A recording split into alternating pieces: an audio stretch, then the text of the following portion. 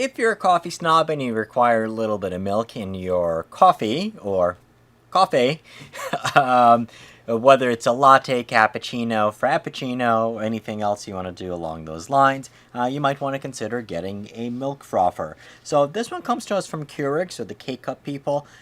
They do have their new milk frother. So what a milk frother is going to do is essentially it's going to spin and it is going to froth up your milk so you get that nice little foam crema.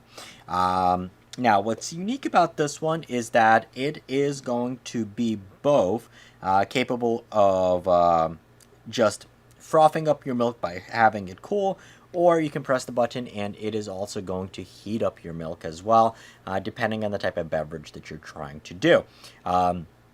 So whether it's going to be an iced latte that you still want a little bit of a foam on, or a regular hot cappuccino, you can definitely do that. Pretty nice big. Inside you're going to have this, which is going to start frothing up the milk wick. And as with most of them, they are going to be hand wash them.